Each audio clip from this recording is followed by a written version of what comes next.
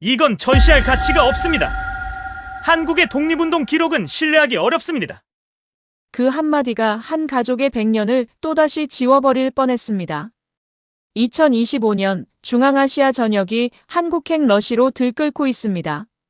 국내 체류 중앙아시아 출신만 47만 명. 그러나 그 숫자 뒤에는 누구도 기록하지 않았던 한 고려인 소녀의 운명이 숨겨져 있었습니다. 알마티 빈민가에서 태어나 이름조차 불리지 못했던 그녀. 그리고 고철이라 조롱받던 녹슨 금속 하나. 그 쇠조각에 왜 이름이 새겨져 있었을까요? 왜 그 이름은 100년이 지나서야 대한민국에서 다시 불려졌을까요?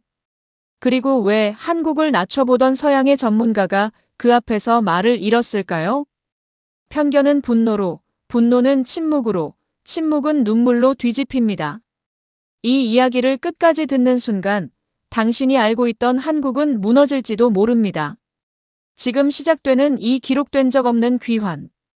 끝까지 함께 해주세요. 여러분의 좋아요와 구독, 알림 설정은 잊혀진 이름을 다시 역사 위로 불러오는 가장 큰 응원이 됩니다. 저는 유럽 전쟁사 연구의 중심이라 불리는 곳에서 일했습니다. 빈 전쟁사 박물관 수석 큐레이터였죠.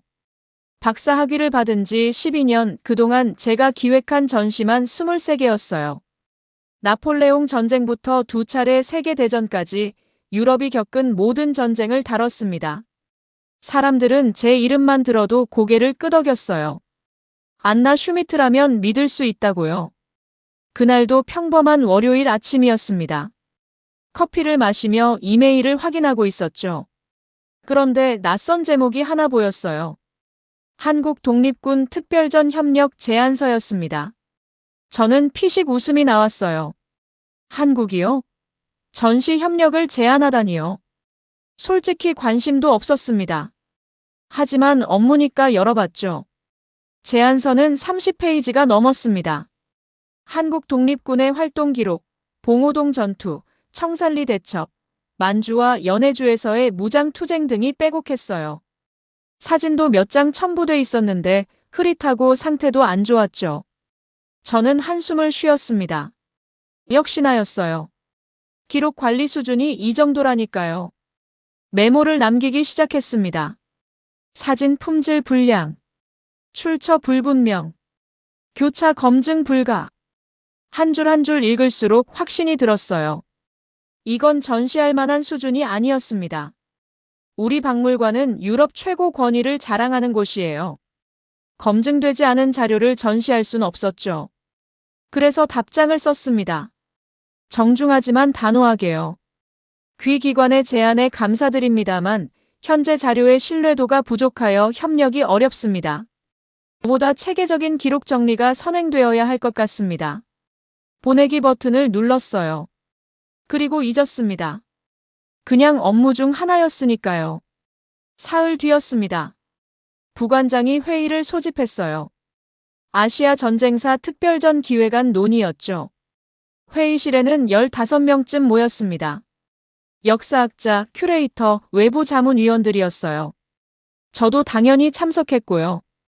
부관장이 자료를 돌렸습니다. 일본 제국주의 침략사를 다루는 전시였어요. 중국, 필리핀, 인도네시아 등 여러 나라의 저항운동을 조명하는 내용이었죠. 그런데 한국 섹션도 있었습니다. 저는 속으로 피식했어요. 또 한국이네요. 자문위원 중 한 명이 물었습니다. 독일 하이델베르크 대학 교수였어요. 한국 독립군 자료는 어느 정도 확보됐습니까? 부관장이 저를 봤습니다. 한국 쪽 제안을 검토한 게 저였으니까요. 저는 태블릿을 켰습니다. 그리고 냉정하게 말했어요. 솔직히 말씀드리면 한국 측 자료는 신뢰도가 낮습니다. 사진 품질도 떨어지고 기록 관리도 체계적이지 않아요. 일본 측 자료가 훨씬 더 정확하고 방대합니다. 회의실이 조용해졌습니다. 모두 제 말에 고개를 끄덕였어요. 저는 계속 말했습니다. 한국은 감정적으로 접근하는 경향이 있습니다. 후손들의 증언에 과도하게 의존하죠. 하지만 우리는 학술기관이에요. 감정이 아니라 팩트로 말해야 합니다. 한 큐레이터가 거들었습니다. 맞아요. 한국 독립군은 사실 지방 무장단체 수준이잖아요. 조직적인 저항이라 보기 어렵죠. 저는 동의했어요. 정확합니다. 중국 공산당이나 베트남 독립군과는 규모 자체가 다르니까요. 부관장이 정리했습니다. 그럼 한국 섹션은 최소화하는 걸로 하죠. 일본 자료 중심으로 구성하고 한국은 간단히 언급만 하는 정도로요. 저는 고개를 끄덕였습니다. 합리적인 결정이었어요. 회의가 끝났습니다. 저는 사무실로 돌아와 평가 보고서를 작성했어요. 정식 기록으로 남겨야 했거든요. 한국 독립군 관련 자료 신뢰도 낮음. 감정 중심 서술. 학술적 가치 제한적. 전시 부적합. 타이핑하면서도 거리낌이 없었습니다. 사실이었으니까요. 그 보고서는 박물관 내부 시스템에 올라갔습니다. 누구나 볼 수 있는 공유 문서였죠. 저는 다음 업무로 넘어갔어요. 나폴레옹 전쟁 유물 대여건이 급했거든요. 그런데 그날 오후였습니다. 박물관 청소 용역 직원 중 한 명이 제 보고서를 봤어요. 동유럽 출신 여성이었는데 이름은 몰랐습니다. 우린 청소 직원들과 대화할 일이 없었거든요. 그 여성은 휴게실 컴퓨터로 업무 일지를 작성하다가 우연히 공유 폴더를 열었대요. 그리고 제 보고서를 발견했죠. 한국이라는 단어에 눈길이 갔던 모양입니다. 읽기 시작했고요. 신뢰도 낮음. 후손 주장, 검증 불가. 감정팔이 가능성. 학술적 가치 제한적. 그 여성은 화면을 멍하니 바라봤습니다. 손이 떨렸대요. 숨이 막혔다고 했어요. 왜냐하면 그녀는 고려인이었거든요. 중앙아시아에서 태어나 자랐지만 할아버지는 한국 독립군이었습니다. 그리고 그녀의 목에는 늘 녹슨 금속판이 걸려 있었어요. 할아버지가 남긴 유일한 유품이었죠. 그 금속판에는 희미하게 이름이 새겨져 있었습니다. 박창호. 그녀의 이름은 박서진이었습니다. 저는 그때 몰랐어요. 제가 쓴 한 줄 한 줄이 누군가의 조상을, 누군가의 삶을, 누군가의 존엄을 짓밟고 있다는 걸요. 그리고 그 여성이 곧 제 인생을 완전히 바꿔놓을 거라는 것도요. 저는 박서진입니다. 카자흐스탄 알마티에서 태어났어요. 빈민가였죠. 판자촌이라고 부르기도 민망한 곳이었습니다. 겨울이면 영하 20도까지 떨어지는데 난방은 없었어요. 담요를 겹겹이 덮고 잤습니다. 어머니는 시장에서 채소를 팔았습니다. 새벽 4시면 일어나셨어요. 얼어붙은 손으로 무와 당근을 다듬으셨죠. 하루 종일 서 계셨는데 버는 돈은 고작 몇천 탱게였습니다. 우리 가족 3명이 하루를 버티기도 빠듯한 돈이었어요. 저는 12살 때부터 어머니를 도왔습니다. 학교가 끝나면 시장으로 달려갔어요. 채소를 씻고 포장했죠. 손님이 오면 웃으며 인사했습니다. 카자흐어, 러시아어, 우즈베크어를 섞어가며요. 그래야 팔렸거든요. 하지만 사람들은 우리를 이상하게 봤습니다. 너희는 뭐야? 러시아인도 아니고 카자흐인도 아니잖아. 맞는 말이었어요. 우리는 고려인이었습니다. 한국인도 아니고 그렇다고 중앙아시아인도 아닌 사람들이었죠. 어디에도 속하지 못했어요. 할아버지는 제가 태어나기 전에 돌아가셨습니다. 하지만 이야기는 많이 들었어요. 어머니가 들려주셨죠. 할아버지는 늘 동쪽을 바라보며 사셨대요.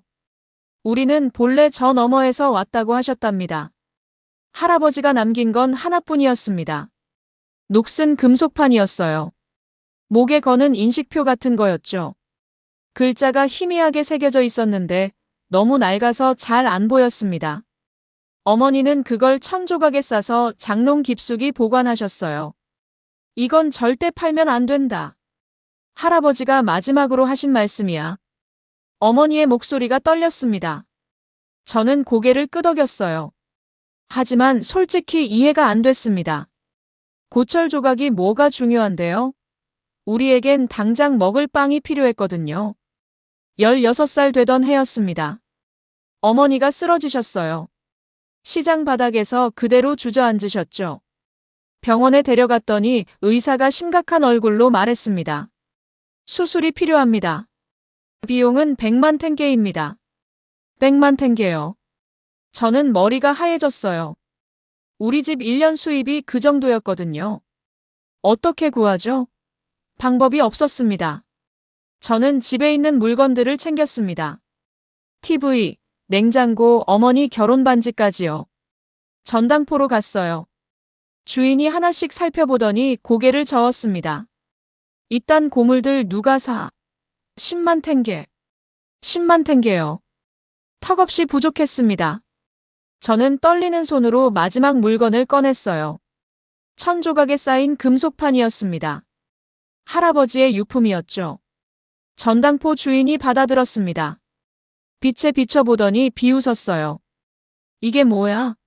고철이잖아. 2000탱게 줄게.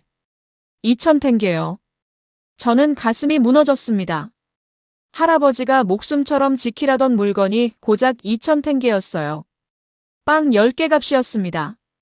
가져가세요. 제가 말했습니다. 주인이 피식 웃었어요. 에이, 됐어. 이딴 거 필요 없어. 그냥 가져가. 금속판을 던지듯 돌려줬습니다. 저는 그 금속판을 쥐고 전당포를 나왔습니다. 눈물이 났어요. 분했습니다. 할아버지는 이게 소중하다고 했는데 세상은 고철이래요. 우리 가족의 역사가 고철 취급을 받았습니다. 그날 밤 어머니가 깨어나셨습니다. 제 손에 든 금속판을 보시더니 놀라셨어요. 서진아, 이걸 왜 꺼냈어? 저는 울먹이며 말했습니다. 팔려고 했어요. 근데 아무도 안 사요. 고철이래요. 어머니의 눈에 눈물이 고였습니다. 금속판을 쓰다듬으시더니 천천히 말씀하셨어요. 할아버지는 이게 우리의 뿌리라고 하셨어. 언젠가 기회가 오면 반드시 동쪽으로 가라고 하셨단다. 동쪽이요? 한국이요? 그래. 할아버지는 거기서 싸우셨대. 나라를 되찾으려고. 저는 이해할 수 없었습니다. 나라요? 저한텐 나라가 없었어요. 카자흐스탄 사람도 아니고 한국 사람도 아니었죠. 그냥 가난한 고려인일 뿐이었습니다. 하지만 그날 밤 깨달았습니다. 나라를 잃으면 후손도 잃는다는 걸요. 우리는 이름도 역사도 존엄도 없는 사람들이었어요. 할아버지의 금속판은 고철이 아니었습니다. 우리가 한때 무언가였다는 유일한 증거였죠. 저는 그 금속판을 다시 목에 걸었습니다. 그리고 맹세했어요. 언젠가 동쪽으로 가겠다고요. 할아버지의 이름을 찾겠다고요. 어머니의 수술은 성공했습니다. 하지만 빚이 남았어요. 병원비를 빌렸거든요. 이자가 붙었고 갚을 방법이 없었습니다. 저는 일자리를 찾아야 했어요. 그때 동네 언니가 말했습니다. 한국 계절근로 알아? 석 달 일하면 100만 탱게 넘게 벌어. 저는 귀가 번쩍 뜨였어요. 100만 탱게요?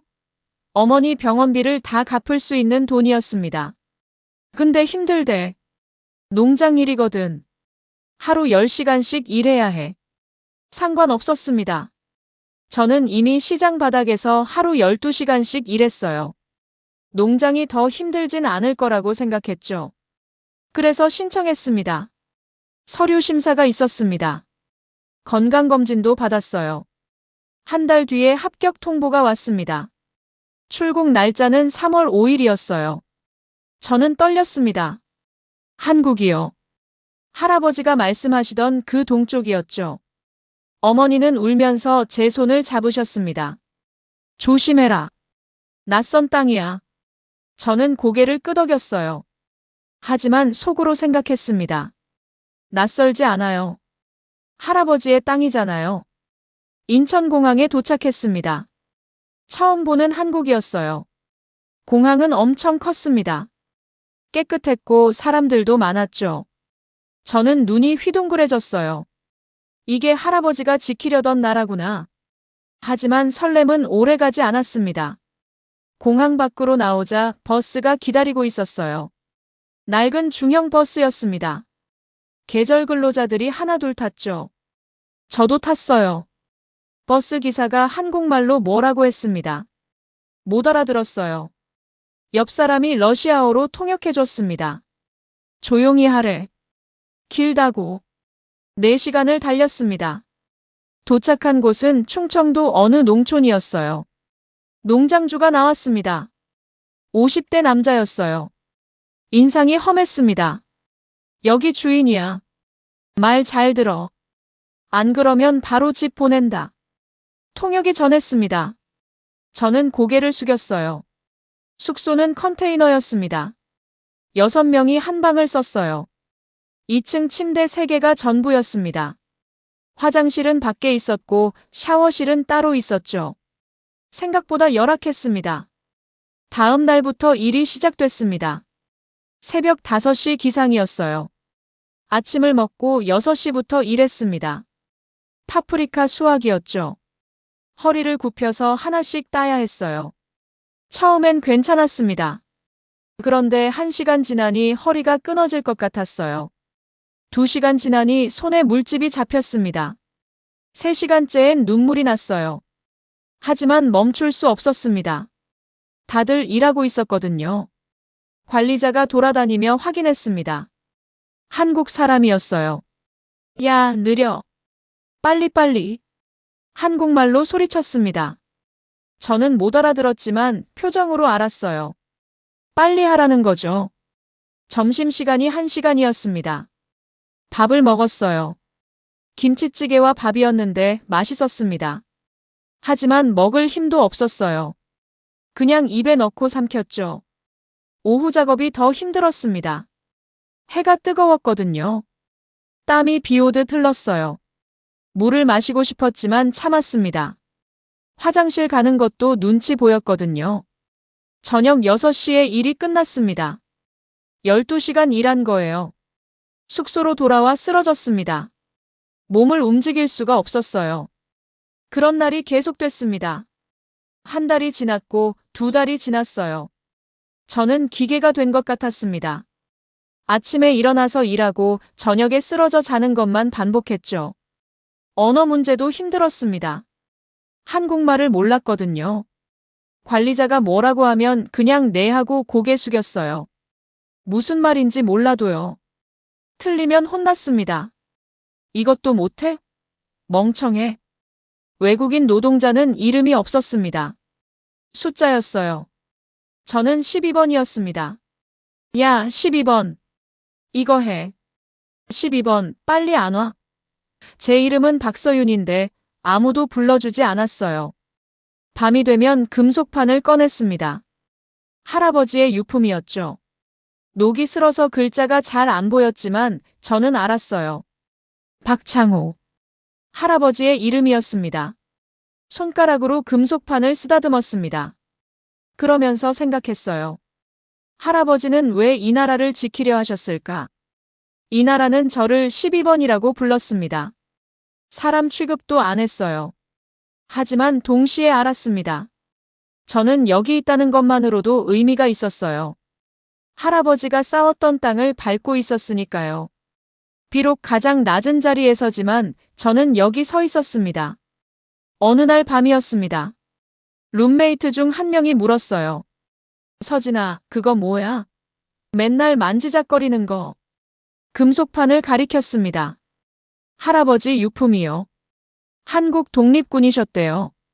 독립군? 진짜? 다들 놀라며 모였습니다. 금속판을 보더니 고개를 갸웃했어요. 글자가 안 보이는데? 맞았습니다. 녹이 너무 심했어요. 저도 자세히 볼 수가 없었죠. 샤워실 가서 씻어봐. 뜨거운 물에 문질러 보면 나올 수도 있어.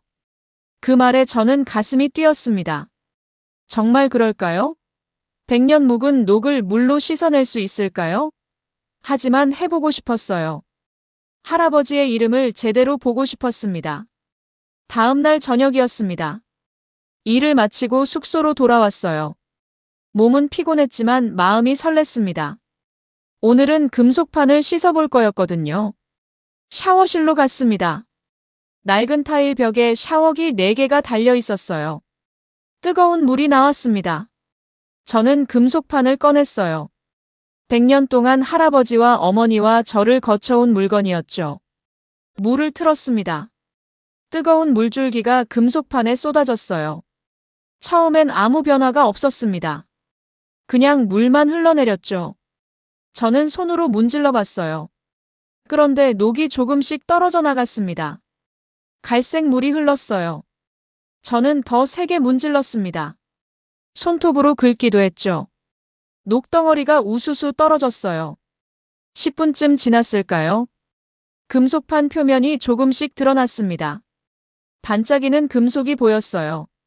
그리고 글자가 나타났습니다. 희미했지만 분명했어요. 박창호. 할아버지의 이름이었습니다. 저는 숨이 멎었어요. 100년 만에 이름이 살아났습니다. 제 손에서요. 하지만 그게 전부가 아니었습니다. 이름 밑에 더 작은 글씨가 있었어요. 계속 문질렀습니다. 녹이 벗겨지면서 글자들이 하나씩 나타났죠. 대한독립군 제3지대. 저는 손이 떨렸습니다. 독립군이요? 정말요? 할아버지가 정말 독립군이었어요. 어머니의 말이 사실이었습니다. 더 있었습니다. 날짜도 새겨져 있었어요. 1920년 6월. 1920년이요. 105년 전이었습니다. 그때 할아버지는 이 인식표를 목에 걸고 싸우셨던 거예요. 저는 주저앉았습니다. 샤워실 바닥에 그대로 앉아서 울었어요. 눈물이 쏟아졌습니다. 이게 고철이래요. 전당포 주인은 2,000탱게도 안 준다고 했어요. 하지만 이건 할아버지의 목숨이었습니다. 나라를 지키려던 사람의 증거였어요. 누군가 샤워실 문을 두드렸습니다. 서진아, 괜찮아? 룸메이트였어요. 저는 대답했습니다. 괜찮아요. 잠깐만요. 금속판을 들고 나왔습니다. 룸메이트들이 모여 있었어요. 제 얼굴을 보고 놀랐습니다. 왜 울어?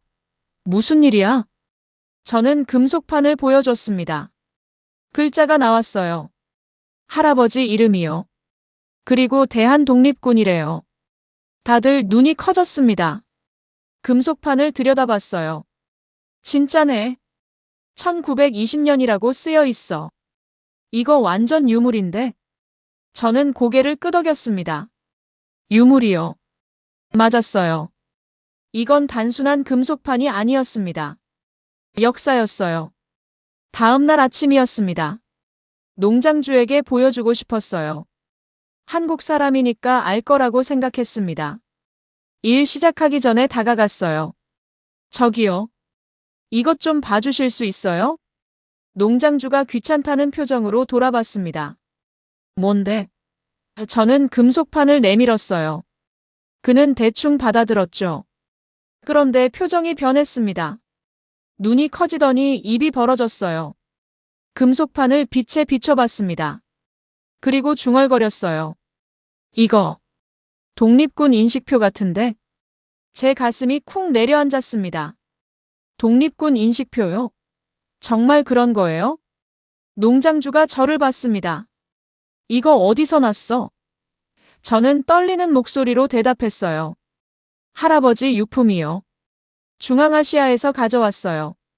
할아버지가 독립군이었어? 그런 것 같아요. 어머니가 그렇게 말씀하셨어요. 농장주의 태도가 완전히 바뀌었습니다. 반말하던 사람이 존댓말을 쓰기 시작했어요. 이거 진짜면 엄청난 건데요. 보훈처에 신고해야 해요. 보훈처요? 독립유공자 후손 관리하는 곳이요. 신청하면 확인해줘요. 저는 멍했습니다. 확인이요? 할아버지를 확인할 수 있다고요? 농장주가 사무실로 갔습니다. 전화를 걸더니 누군가와 이야기했어요. 10분쯤 지나서 돌아왔습니다. 내일 보훈처 직원이 온대요. 직접 확인하러요. 그날 밤 잠을 못 잤습니다. 내일이요? 내일 할아버지의 이름이 확인된다고요? 저는 금속판을 꼭 쥐고 누워 있었어요. 심장이 미친 듯이 뛰었습니다. 룸메이트가 물었습니다. 서진아, 떨려? 저는 대답했어요. 떨려요. 너무 떨려요. 괜찮을 거야. 진짜니까. 진짜요. 맞았습니다. 이건 진짜였어요.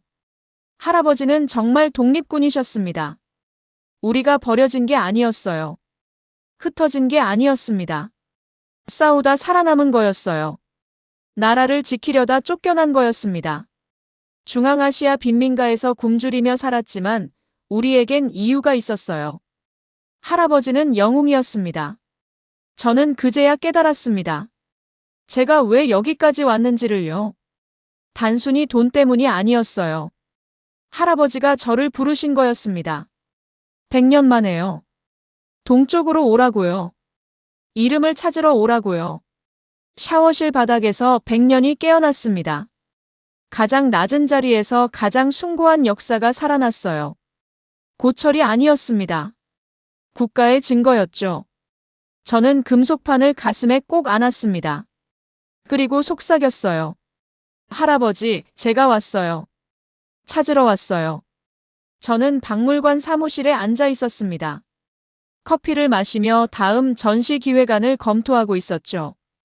평범한 화요일 오후였어요. 그런데 이메일이 하나 왔습니다. 발신자가 낯설었어요. 대한민국 국가보훈부였습니다. 제목은 긴급자료 검증 요청이었죠. 무슨 내용일까 싶어서 열어봤습니다. 첫 문장을 읽는 순간 커피잔을 내려놨어요. 귀 박물관이 검토한 한국 독립군 관련 물적 증거가 발견되었습니다. 물적 증거요? 저는 눈살을 찌푸렸습니다. 뭔 소리죠? 제가 한국 측 자료를 신뢰도 낮음으로 평가했잖아요. 물적 증거라니요. 이메일을 계속 읽었습니다. 내용은 이랬어요. 오스트리아에서 계절근로로 온 고려인 여성이 독립군 인식표를 소지하고 있다는 거였습니다. 1920년 제작 추정, 대한독립군 제3지대 소속, 박창호라는 이름이 새겨져 있다고요. 첨부 파일을 열었습니다. 사진이 몇 장 있었어요. 금속 인식표였습니다. 낡았지만 글자가 선명했어요. 정말 박창호, 대한독립군, 1920년이라고 새겨져 있었습니다. 저는 화면을 멍하니 바라봤습니다. 이게 진짜라고요? 하지만 동시에 의심이 들었어요. 위조일 수도 있잖아요. 한국은 감정적으로 접근한다고 제가 보고서에 썼었죠. 그런데 다음 내용이 충격이었습니다. 보훈부에서 기록을 대조한 결과 박창호는 실존 인물이었대요. 1920년 봉오동 전투 참전자였고 같은 해 전사 추정으로 기록돼 있었습니다. 하지만 시신은 발견되지 않았대요. 그래서 행방불명으로 분류됐었다고요. 그런데 실은 살아서 중앙아시아로 강제 이주 당했던 거였습니다. 저는 손이 떨렸습니다. 이건 단순한 유물이 아니었어요. 역사의 공백을 메우는 증거였습니다. 이메일은 계속됐습니다. 귀하께서 작성하신 평가 보고서를 확인했습니다. 한국 독립군 자료의 신뢰도에 의문을 제기하셨죠. 이에 대해 실물 검증을 요청드립니다. 전문가로서 직접 확인해 주시기 바랍니다. 저는 얼굴이 화끈거렸습니다.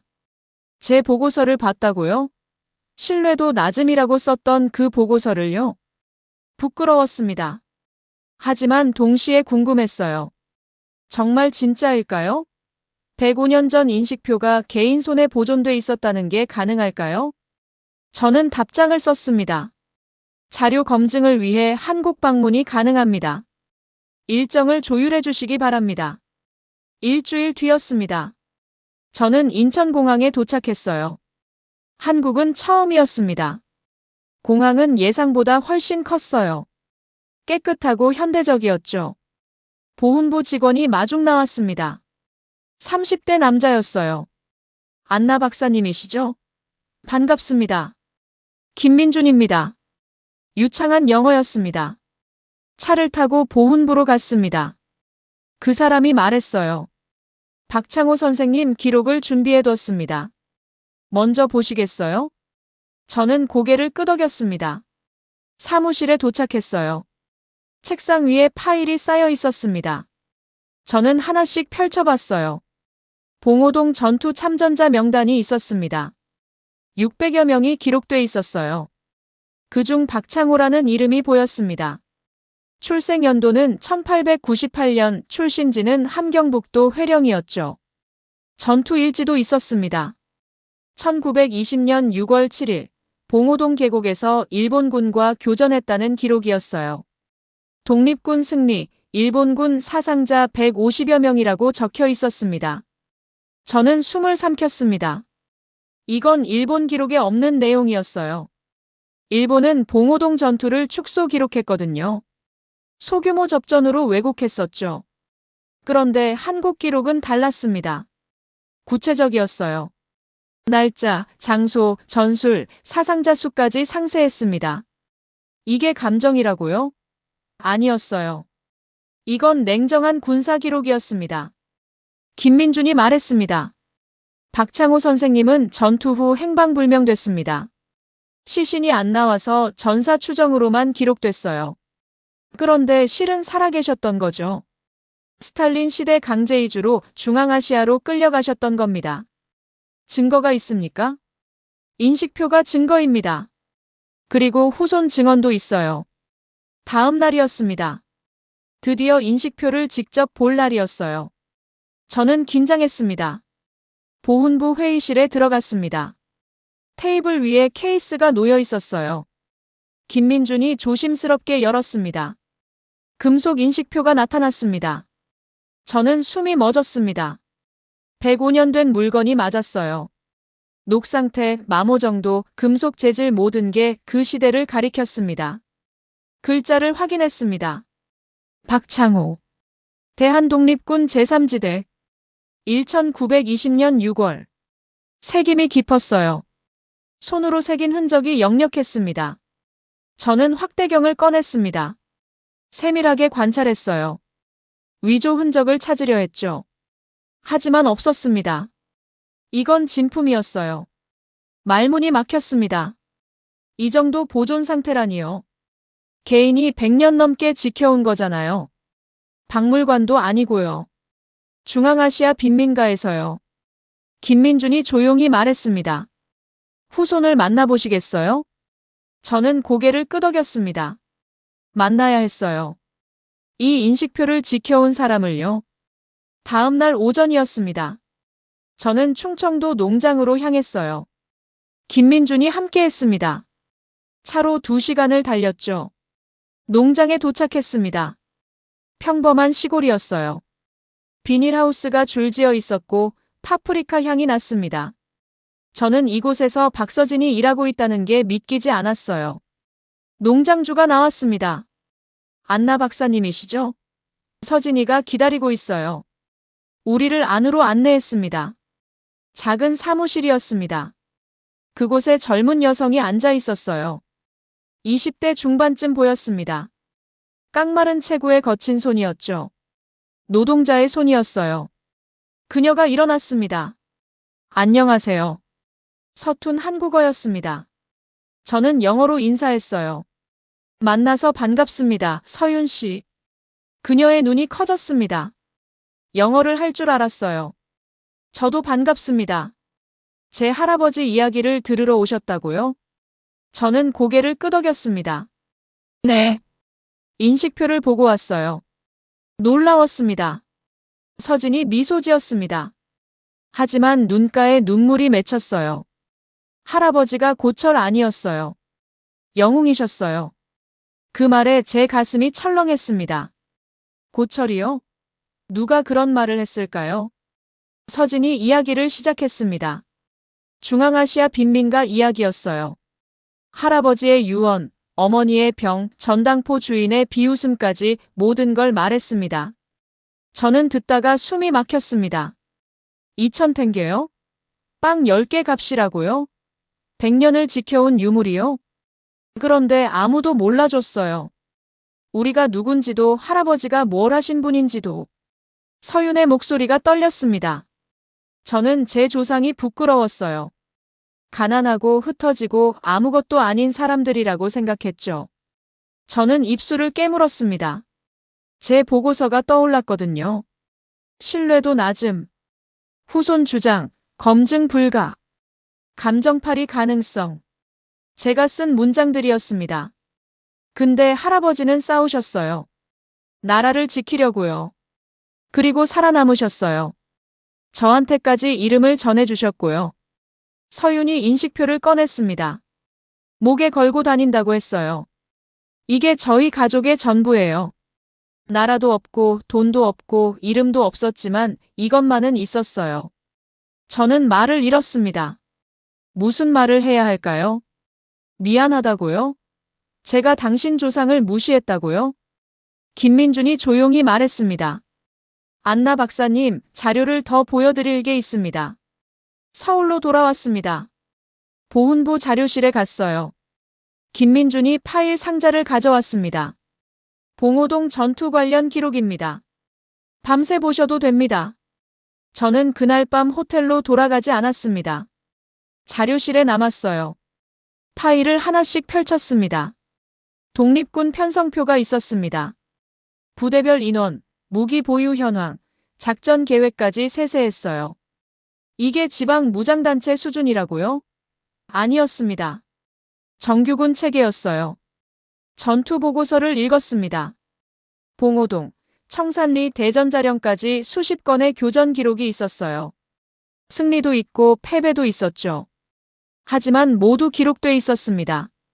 일본군 문서도 있었습니다. 노획 자료였대요. 거기엔 이렇게 적혀 있었어요. 조선인 비적 토벌 작전 실패. 아군 손실 막대. 재검토 필요. 비적이요. 일본은 독립군을 비적이라 불렀습니다. 도적대라는 뜻이죠. 하지만 그 도적대한테 정규군이 졌어요. 여러 번이나요. 강제이주 기록도 봤습니다. 스탈린 시대 문서였어요. 17만 명의 한인이 시베리아에서 중앙아시아로 강제 이송됐다고 적혀 있었습니다. 화물 열차에 실려서요. 얼마나 많은 사람이 죽었을까요? 기록엔 없었습니다. 소련은 숫자만 기록했어요. 이름은 없었죠. 저는 눈물이 났습니다. 20년 넘게 전쟁사를 연구했지만 이런 기록은 처음이었어요. 패배한 사람들의 기록이었습니다. 흩어진 사람들의 기록이었죠. 하지만 패배가 아니었습니다. 살아남은 거였어요. 박창호처럼 서진처럼 수많은 사람들이 이름을 지키며 살아남았습니다. 새벽 4시였습니다. 저는 책상에 엎드려 울었어요. 김민준이 커피를 갖다 줬습니다. 괜찮으세요? 저는 고개를 저었습니다. 괜찮지 않아요. 우린 이걸 몰랐어요. 아니, 알려고 하지 않았어요. 무슨 말씀이세요? 유럽 박물관은 늘 승자의 아카이브만 전시했어요. 나폴레옹, 히틀러, 처칠, 그들의 이야기만 했죠. 패배한 사람들은 각주에나 나왔어요. 김민준이 조용히 들었습니다. 저는 계속 말했어요. 한국은 달라요. 패배했지만 기록했어요. 흩어졌지만 지켰어요. 박서진이 그 증거예요. 100년을 건너온 이름이잖아요. 안나 박사님. 전 오만했어요. 한국을 무시했죠. 기록 관리가 엉망이라고 감정적이라고 썼어요. 하지만 틀렸어요. 한국은 스스로를 증명해온 나라였어요. 김민준이 물었습니다. 국립현충원 가보시겠어요? 저는 고개를 끄덕였습니다. 다음 날 아침이었습니다. 국립현충원에 갔어요. 위패가 줄지어 있었습니다. 수십만 개였죠. 박창호의 위패를 찾았습니다. 있었어요. 1898년생, 1920년 전사 추정. 그 밑에 새로 추가된 문구가 보였습니다. 후손 확인. 1920년 봉오동 전투 참전. 저는 그 앞에 섰습니다. 그리고 고개를 숙였어요. 깊이 숙였습니다. 미안했습니다. 박창호 선생님께, 서윤에게, 한국에게요. 한 달이 지났습니다. 저는 여전히 농장에서 일하고 있었어요. 파프리카를 따고 포장하고 또 땄습니다. 하지만 달라진 게 있었어요. 관리자가 제 이름을 불렀습니다. 서진 씨. 12번이 아니었어요. 김민준에게서 전화가 왔습니다. 서윤 씨, 좋은 소식이에요. 할아버지께 건국 훈장이 추서됩니다. 저는 전화기를 떨어뜨릴 뻔했어요. 건국 훈장이요? 네. 대통령께서 직접 수여하십니다. 서울로 올라오실 수 있으세요? 올라가다니요. 당연하죠. 저는 농장주에게 허락을 구했어요. 그분은 흔쾌히 고개를 끄덕였습니다. 당연히 가야죠. 며칠 쉬세요. 서울행 기차를 탔습니다. 창밖으로 한국 땅이 스쳐 지나갔어요. 논밭, 산, 도시가 이어졌습니다. 할아버지가 지키려던 땅이었죠. 저는 금속판을 꺼내서 쥐었어요. 할아버지, 우리 가는 거예요. 훈장 받으러요. 보훈부 건물에 도착했습니다. 김민준이 반갑게 맞아줬어요. 준비 다 됐습니다.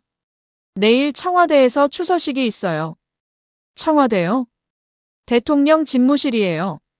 저는 숨이 막혔습니다. 대통령이요? 중앙아시아 빈민가 출신이 대통령을 만난다고요? 그날 저녁 김민준이 옷을 준비해줬습니다. 검은색 정장이었어요. 내일 입으세요. 공식 행사니까요. 저는 옷을 받아들었습니다. 손이 떨렸어요. 다음 날 아침이었습니다. 차를 타고 청와대로 갔어요. 경호가 삼엄했습니다. 검문을 3번이나 받았죠. 저는 긴장해서 손에 땀이 났어요. 행사장에 들어갔습니다. 넓은 홀이었어요. 사람들이 많았습니다.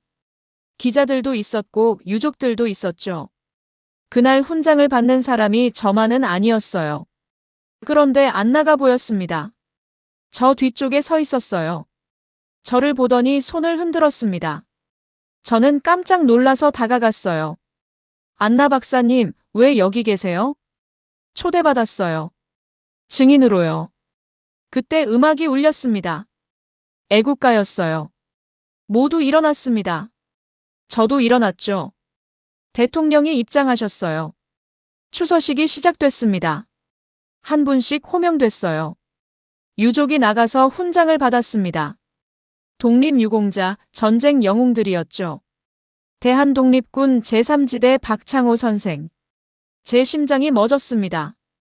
저를 부르는 거예요. 저는 비틀거리며 일어났어요. 단상으로 걸어갔습니다. 대통령께서 저를 보셨습니다. 따뜻한 눈빛이었어요. 먼 길 오셨습니다. 할아버지께서 자랑스러워 하실 겁니다. 저는 고개를 숙였습니다. 눈물이 쏟아졌어요. 참을 수가 없었습니다. 훈장을 받았습니다. 무거웠어요. 금으로 된 메달이었습니다. 태극기가 새겨져 있었고 무궁화도 있었죠. 저는 금속판을 꺼냈습니다. 목에 걸고 다니던 인식표였어요. 한 손엔 훈장, 한 손엔 금속판을 쥐었습니다. 105년이 만났어요. 할아버지와 손녀가 만났습니다. 대통령께서 말씀하셨어요. 대한민국은 영웅을 잊지 않습니다. 100년이 걸려도 찾아냅니다. 저는 울면서 대답했습니다. 감사합니다. 정말 감사합니다. 행사가 끝났습니다. 기자들이 몰려왔어요. 질문이 쏟아졌습니다. 소감이 어떠세요? 할아버지께 하고 싶은 말씀은요? 저는 떨리는 목소리로 말했습니다. 할아버지, 제가 찾았어요. 고철 아니었어요. 영웅이셨어요. 이제 다 알아요. 그때 안나가 나섰습니다.